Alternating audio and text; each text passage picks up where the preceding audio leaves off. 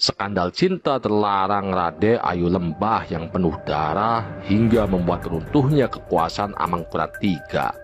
Dimulai dari iring-iringan pengantin bangsawan di Kartasura pada akhir abad ke-17. Di depan iringan itu, di atas kuda yang ranggi tampak seorang pemuda berdiri tegap dan rupawan bernama Raden Sukra, putra Raden Adipati Sindureja. Tidak disangka, di tengah-tengah masa rakyat terselip putra mahkota Pangeran Kencet. Melihat ketampanan Raden Sukra, mendidih hatinya.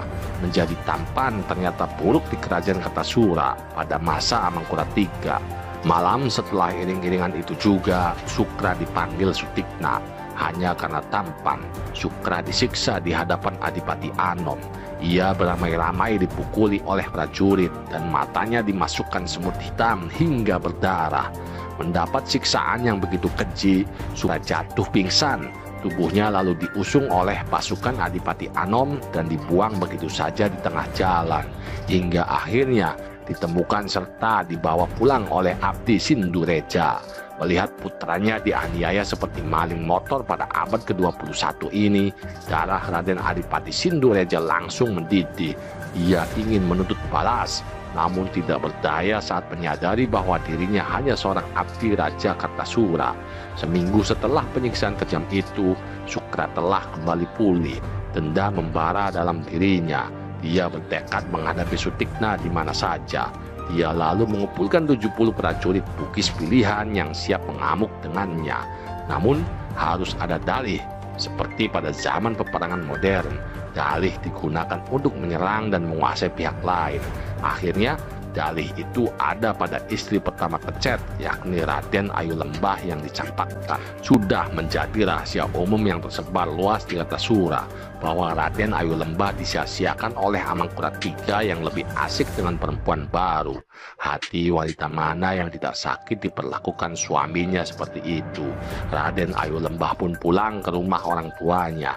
Setiap sore dia duduk termenung di taman dengan murung. Dari jalan, setiap warga yang melihatnya pasti prihatin. Di antara yang perhatikan, tampak Sukra dari kejauhan. Suatu sore, Sukra menaiki kudanya yang berwarna putih Nirwati. Kuda ini telah dibersihkan dan dihias dengan beledu hijau hingga sangat memikat. Sedang di punggungnya duduk Sukra dengan menggunakan pakaian terbaik. Muslihat Sukra berhasil memecah perhatian Raden Ayu Lembah. Keduanya pun saling bertatap. Sejak itu, antara Sukra dan Lembah mulai mengenal. Makin lama, hubungan mereka makin jauh dan masuklah Lembah dalam perangkap. Keretakan hubungan Amangkurat III dengan istrinya, Raden Ayu Lembah telah terjadi sejak awal pernikahan mereka. Setelah 3 bulan usia perkawinan mereka, Sutikna mengangkat selir baru bernama Rara Onje dari Banyumas. Kehadiran selir baru ini sangat mengganggu Raden Ayu Lembah. Sutikna malah lebih asik dengan selirnya, sedangkan Lembah disia-siakan. Dia beralasan Lembah tidak bisa memuaskan hasratnya sebagai seorang istri. Merasa difitnah, Raden Ayu Lembah pun pulang ke rumah orang tuanya. Tetapi kepergian Lembah ke rumah orang tuanya malah dimanfaatkan Sutikna semakin gila. Dia bahkan mengangkat Rara Onje dari selir sebagai permaisurinya. Raden Ayu lalu menulis surat tidak mau kembali ke Kartasura. Membawa surat ini, Sutikna yang bermain gila menjadi marah. Dia menuding Lembah berkhianat terhadap suami dan meminta Pangeran Puger menghukum putrinya itu. Situasi menjadi semakin buruk saat surat cinta Sukra terhadap Lembah ditemukan. Mendapati putrinya bermain serong dan mencoreng kehormatan keluarga kerajaan, Pangeran Puger marah besar hingga menjadi gelap mata. Dia lalu menyuruh ketiga putranya untuk menghukum mati putrinya, Raden Ayu Lembah.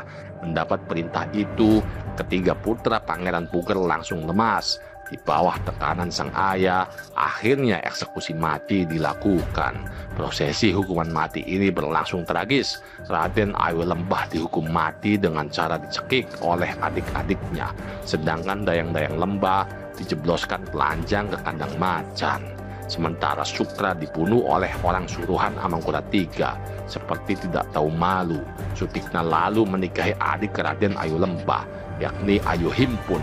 Peristiwa tragis ini juga diiringi dengan naiknya Sutikna menjadi raja Kertasura. Pada tahun 1703 Masehi, Sutikna alias Pangeran Kencet naik tahta sebagai raja Kertasura dan mendapatkan gelar Amangkurat III. Naiknya Sutikna sebagai raja Kertasura membuat geram VOC. Sudah menjadi adat VOC selalu campur tangan. Sebaliknya, VOC secara sepihak malah mengakui Pangeran Puger sebagai Raja Kertasura. Hal ini berarti kudeta. Atas dukungan VOC, pada 1704 Masehi, Pangeran Puger mengangkat dirinya sendiri sebagai penguasa Kertasura. Tidak hanya itu, Pangeran Puger bahkan membuat gelarnya sendiri sebagai Sri Susuhunan Paku Buana Senapati Ing Alaga Ngabdurrahman Sayyidin Panatagama Khalifatullah Tanah Jawa. Pengangkatan ini menandai perang saudara. Perang saudara yang terjadi antara 1704 sampai 1708 Masehi ini dimulai dengan pemberontakan yang dilakukan putra Pangeran Puger, yakni Raden Suryo Kusumo terhadap Amangkurat III. Akibat peristiwa itu, keluarga Pangeran Puger ditahan. Tetapi atas nasihat Pati Sumabrata, kerabat dan keluarga Pangeran Puger yang ditahan dibebaskan. Masih di tahun 1704 Masehi, Amangkurat III akhirnya memerintahkan pasukannya untuk membunuh Pangeran Puger. Rencana ini gagal karena Pangeran Puger sudah terlebih dahulu mengungsi ke Semarang. Pada tahun 1705 Masehi, bersama dengan VOC, pasukan Pangeran Puger melakukan serangan dan berhasil menduduki Kertasura pada 11 September 1705 Masehi. Tentu saja, bantuan VOC tidak gratis. VOC sengaja membantu Pangeran Puger karena menguasai wilayah Madura bagian timur. Setelah Kertasura ditaklukkan, Amangkurat III hidup dalam pelarian sebagai buronan. Dalam pelariannya, Amangkurat III membawa semua bende-bende Mataram atau pusaka-pusaka keraton Kertasura. Pertama-tama, dia kabur ke Ponorogo, lalu ke Madiun, Malang, Blitar, dan menyingkir ke wilayah Kediri. Ekspedisi penangkapan Amangkurat III pun dibentuk VOC pada 19 Juni 1707 Masehi. Pasukan VOC ini dipimpin Herman de Wilde.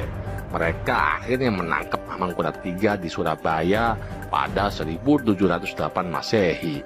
Amangkurat III lalu diseret ke Batavia. Meski telah ditangkap, Amangkurat III tidak pernah mau menyerahkan pusaka keraton Kertasura kepada Pangeran Puger.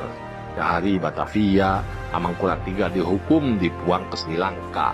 Dia mangkat di sana pada tahun 1734 Masehi. Menurut Babad Tanah Jawi, jatuhnya pemerintahan Amangkurat III yang singkat ini akibat kutukan Amangkurat I yang menyatakan keturunannya tidak ada yang menjadi raja kecuali satu orang. Itu pun hanya sebentar.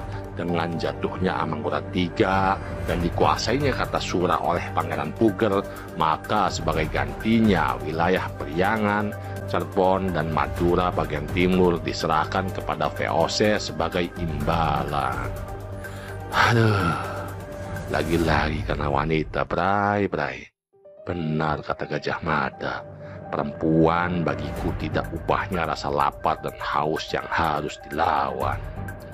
Aduh, bagi para jomblo, tetap pesimis, jangan optimis.